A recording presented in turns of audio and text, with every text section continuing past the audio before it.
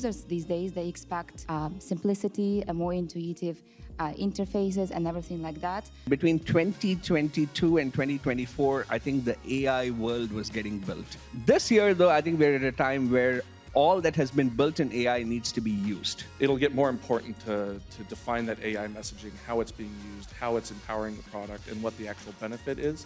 AI should not replace people. AI should make people better in their job or in whatever they do, and should not replace people. So it's a people thing.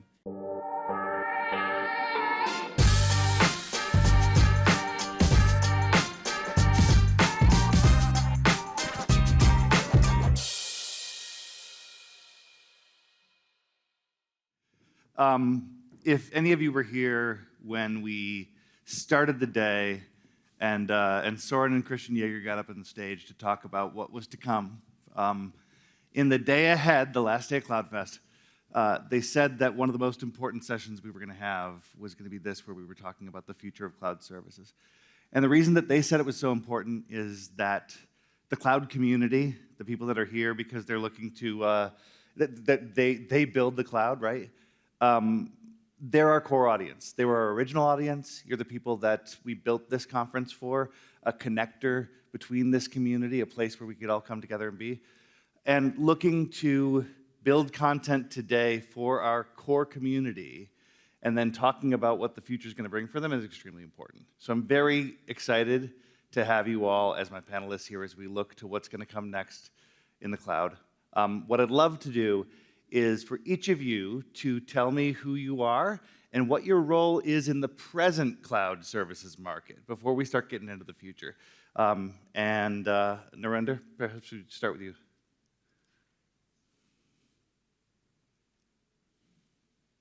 Good afternoon. Narendra Shankar from California. Right now, co-founder and chief commercial officer of Hosted AI. As the name suggests, it's all about hosting AI. We're a software company that helps hosters and service providers be up and running with AI services.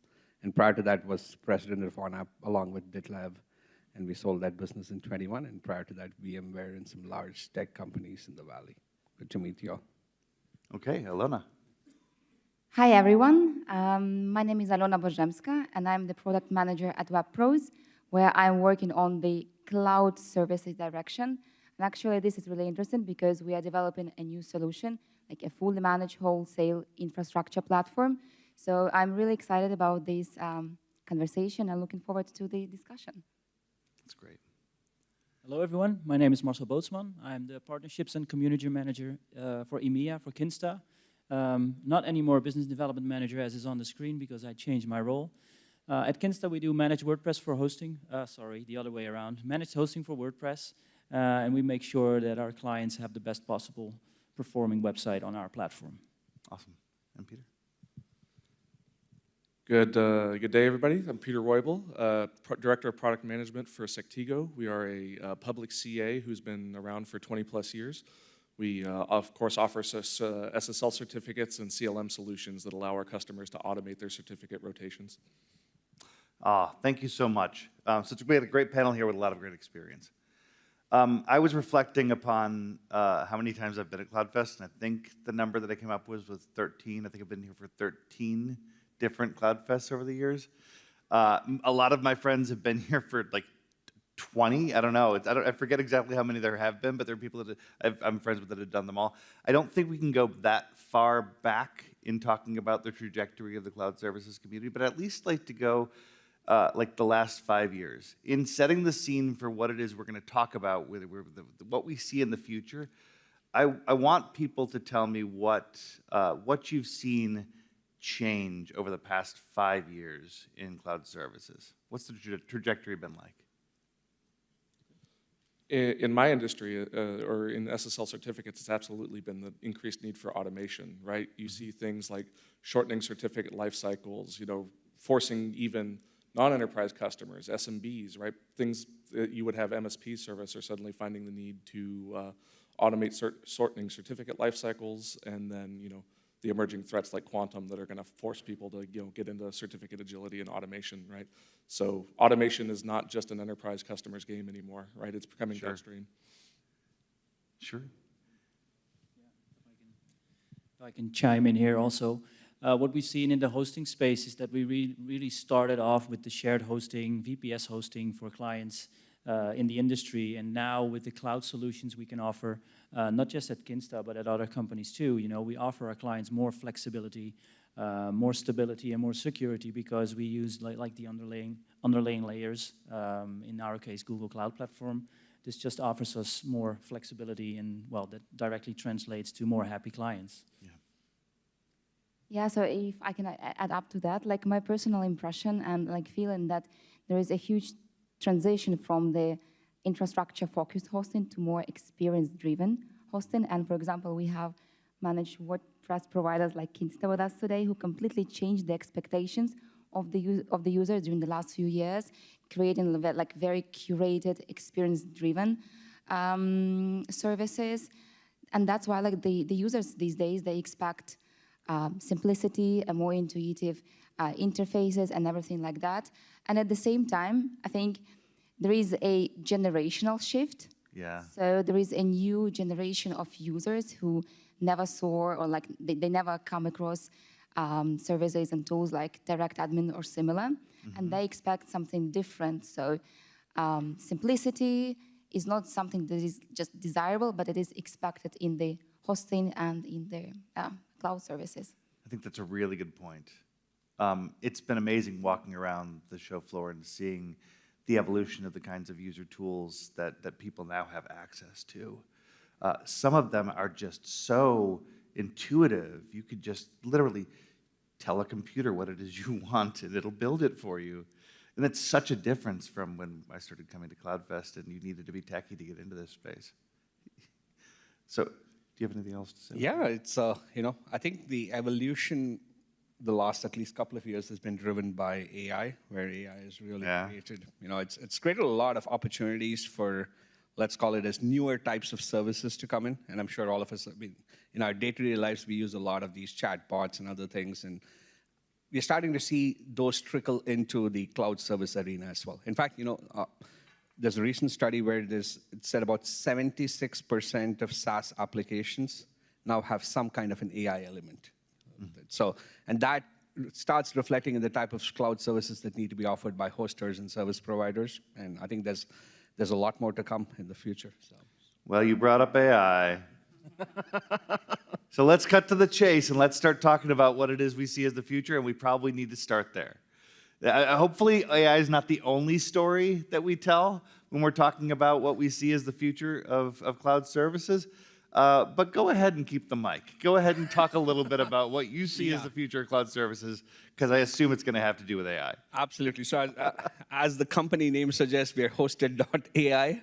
And, like our thesis right now, right, is last 2 to 3 years in the industry, I mean, obviously with NVIDIA, going big, there's been a lot of focus on what we call as training foundational models, right? I'm sure many of us, most of us here have used ChatGPT or something similar, and those are all like what we call as foundational model training. And, as an analogy, I like to call it almost just like, this is equivalent to building the internet, right? So there were the years where the internet was getting built, and between 2022 and 2024, I think the AI world was getting built. This year, though, I think we're at a time where all that has been built in AI needs to be used, right? So, and we are shifting from a paradigm of what we call as model training in AI to model to inference. We actually utilize, it's almost like, somebody trained ChatGPT and you and I use ChatGPT, like that.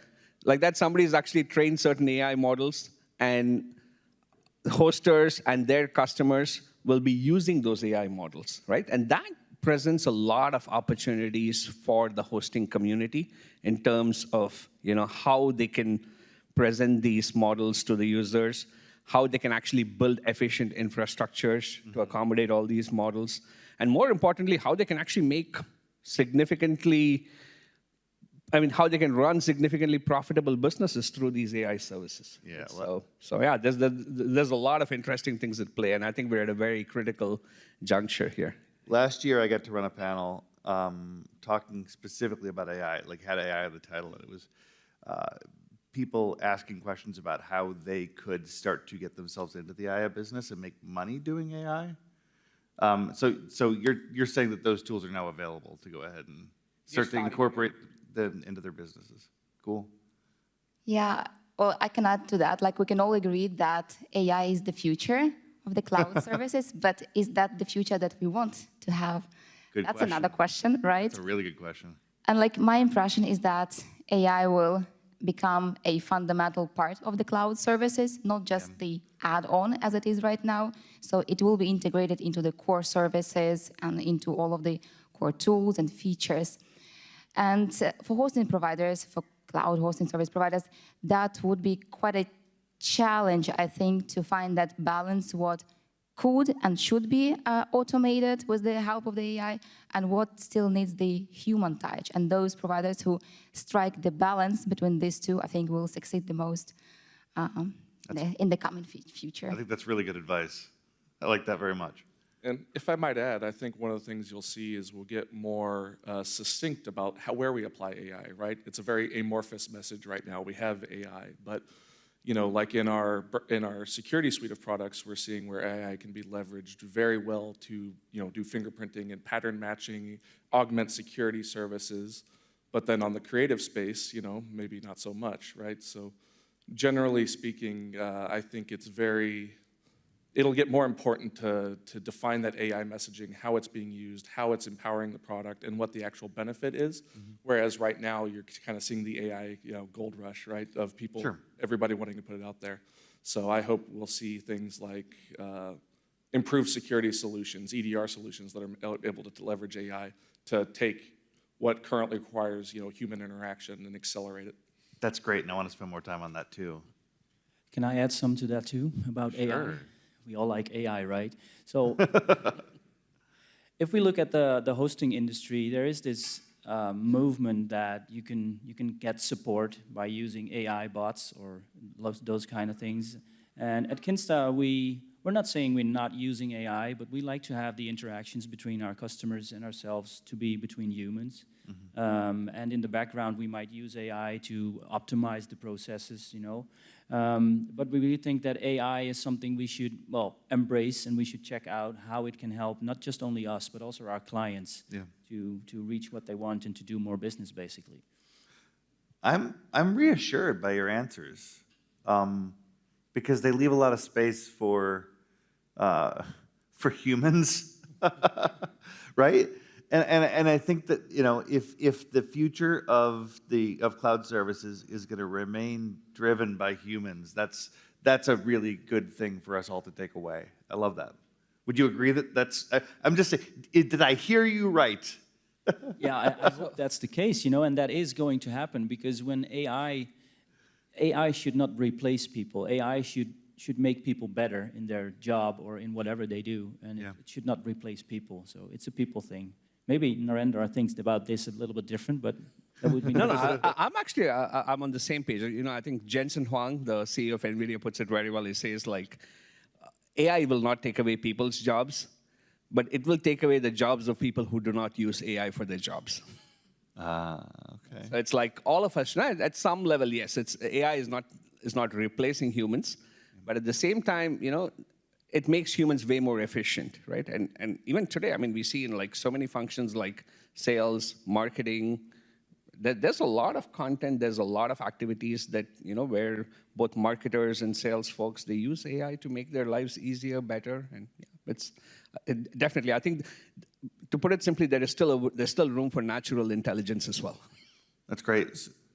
Yeah, maybe to add a little bit, and hopefully this isn't too controversial, but I think AI can take someone who is maybe a low-level individual contributor and make them competent, but it can't take somebody who's competent and make them exceptional, right? You're limited by the model and the information that it's ingested, right? So from a creative standpoint, with a background in product management, I can't go to AI and say, write me a new killer feature that'll kill all my competitors, right? Yeah.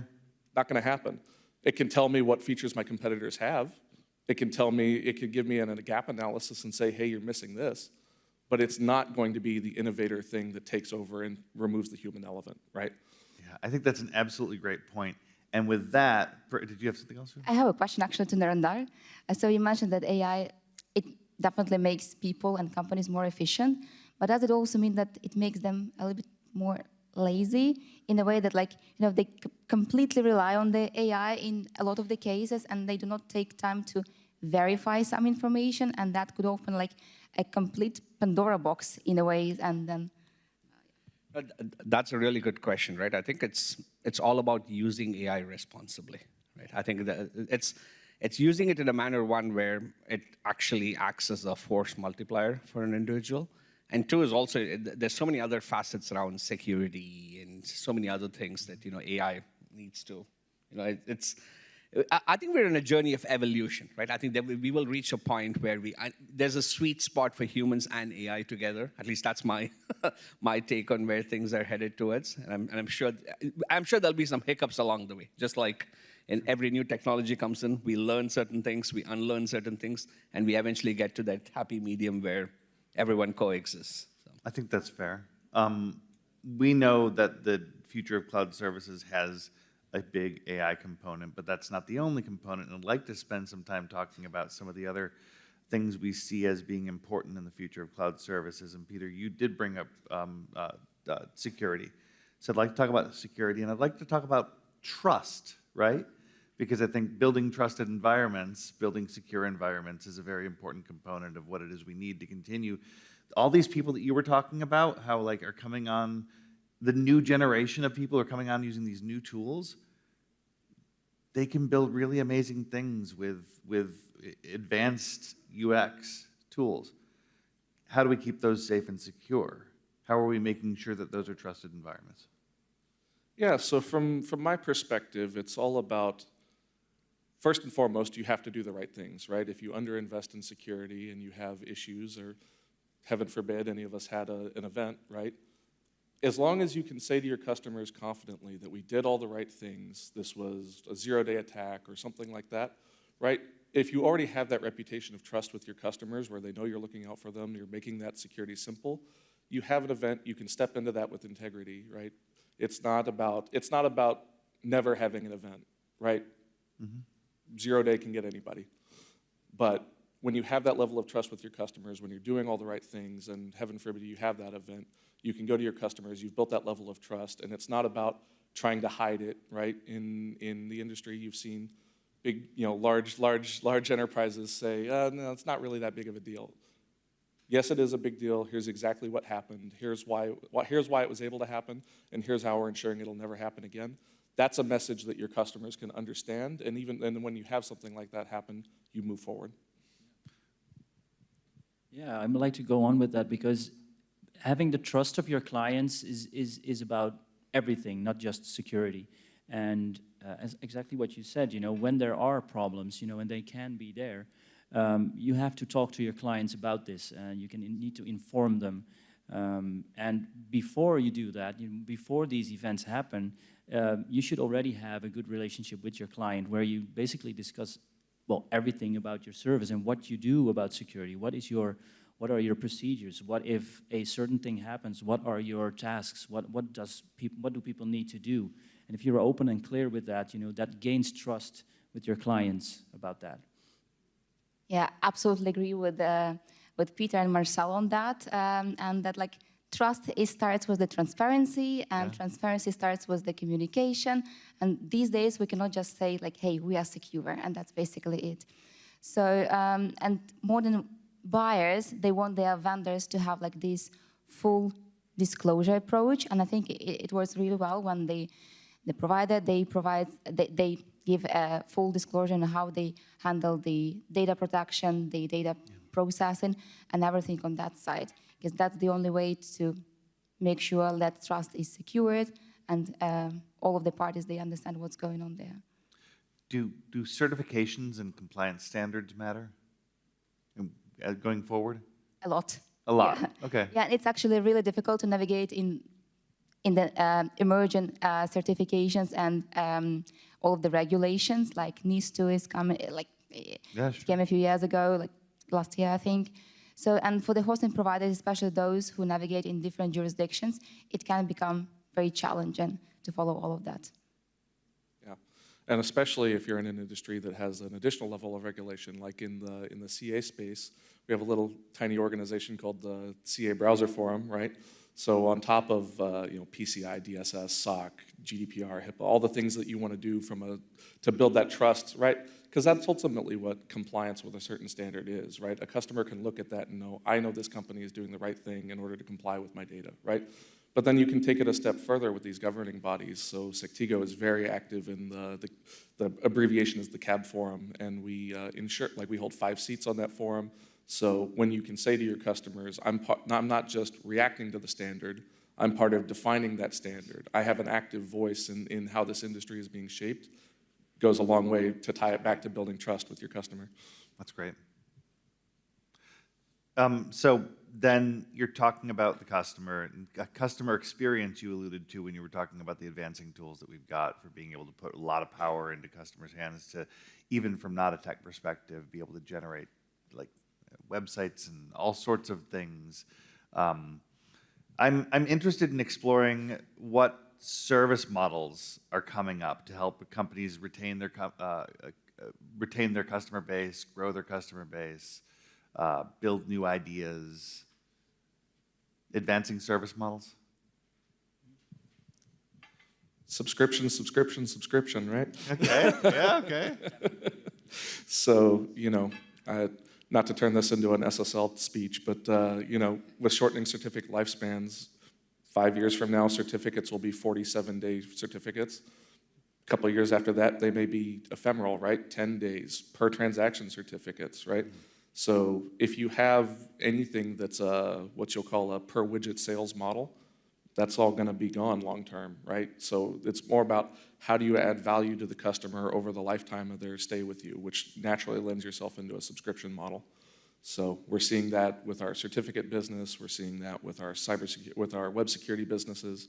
It's so yeah, and then of course, to expand upon that, value-added services, right? You have a base product that you're adding. Where is the opportunity to upsell? Where is the revenue? When you provide simplistic value to your customer and they can quickly get it and see, okay, I can augment this service. Yeah, and besides the subscription models that we currently have at Kinsta also, it's also fun to look at like pay-per-use models where you don't buy a plan where you have a certain amount of space to use, but you just pay what you use. And customers can have a more efficient way of managing their cost to do their business, which can enable us to do even, well, make new features and even serve our customers even better.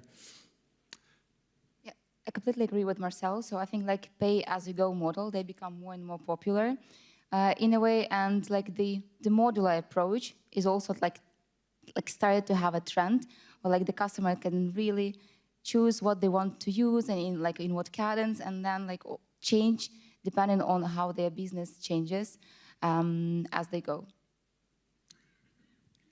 So obviously in the world that I am in, we drink a lot of Kool-Aid Yeah.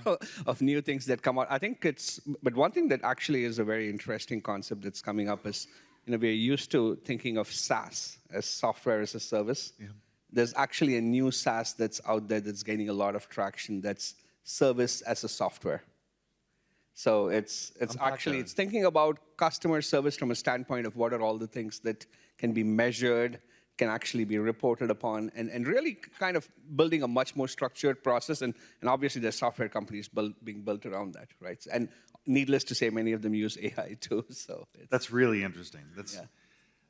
As we're developing these new powerful tools, is there still room for customizations and customized products for our customers, or is everything sort of going to fall into these amazing but cookie-cutter solutions?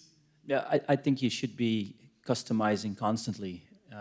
If you keep in close contact with your clients, you know exactly what they want at a certain moment, and you know exactly what they want in the future. If you can build your products and your features around that, you actually make tailored fixed products. Is that a thing? I don't know, but you customize constantly and put that into your features so you have new products like that. And I think that's the way to go forward, to just serve your clients the best way possible. Yeah. Did you have something else? Okay. So as we are talking about these incredible cloud technologies, AI technologies, whatever, what have you, our audience here, they're cloud service providers, and they're probably looking to figure out how they can latch onto the future, how they can make sure that they can enable their customers with the coolest and the best things to move forward. How important is developing the right partnerships and making sure that you're sort of charting that course? Yeah, as a partnership manager at Kinsta, I can probably say something about this. Yeah.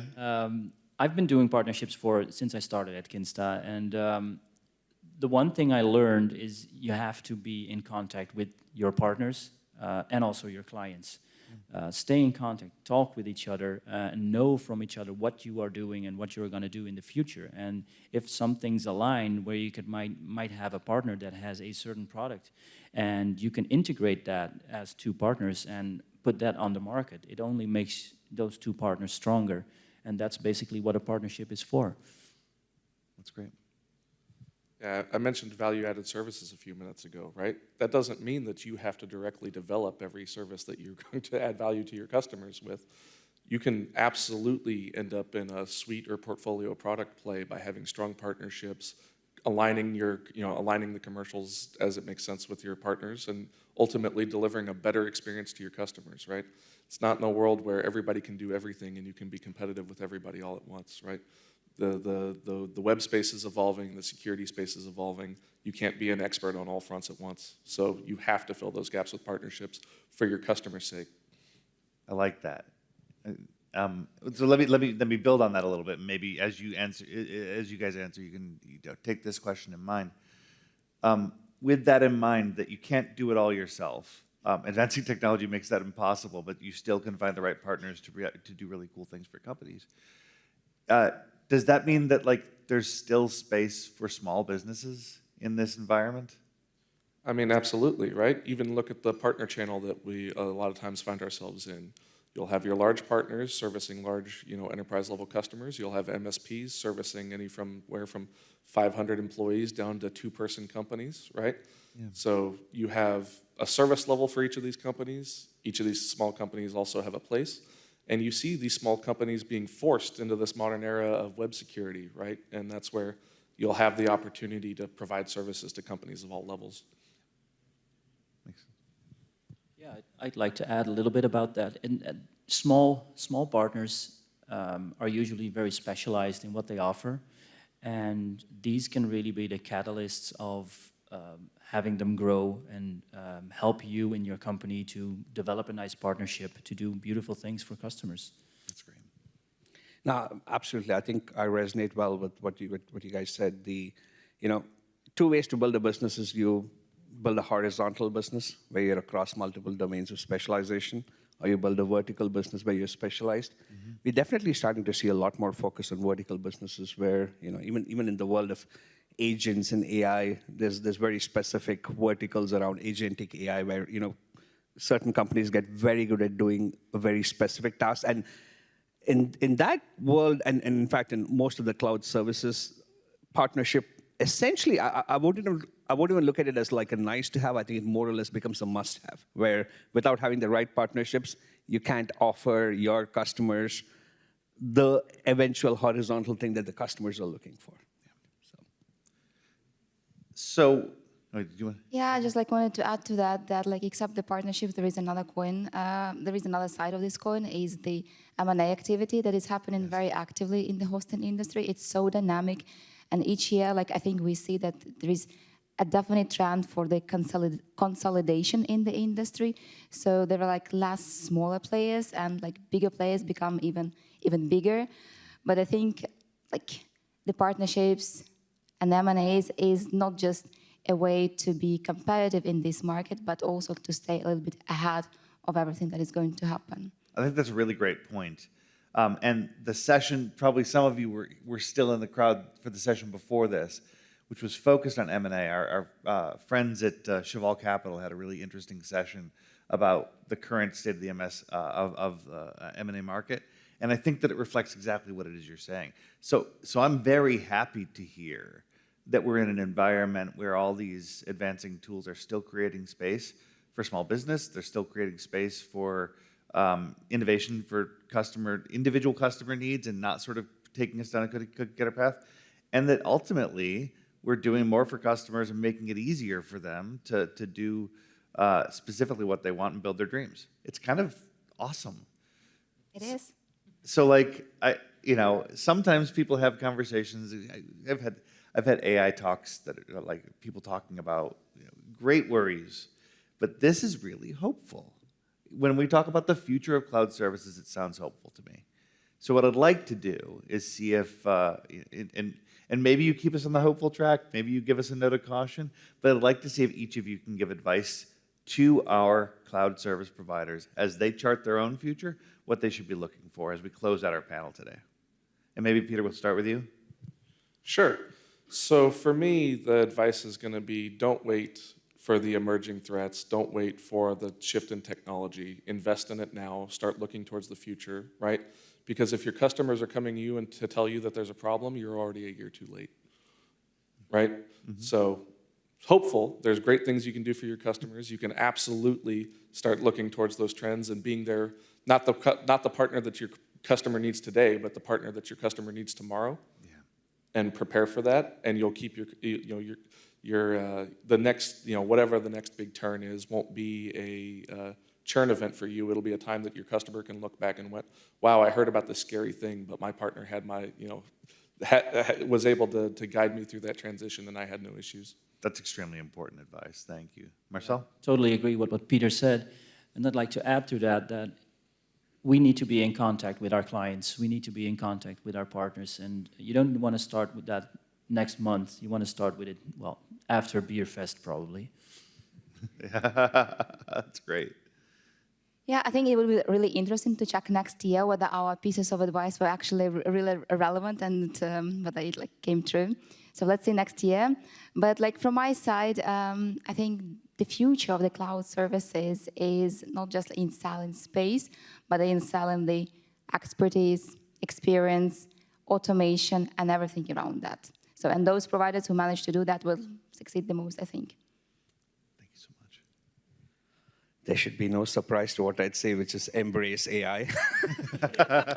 Nice. It can be a friend, and it can help you, as wherever it makes sense. Yeah, so that's great. This has been a wonderful panel for me. I hope that you all are excited about the future after listening to our excellent panelists, as I am.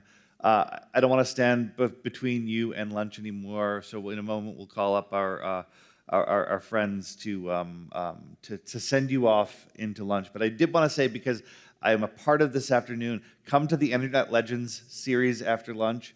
We have some amazing people, so please come check out the incredible stories that we've got this evening. But please also give us a round of applause for our incredible panelists today. Future of Cloud Services, it's been fantastic.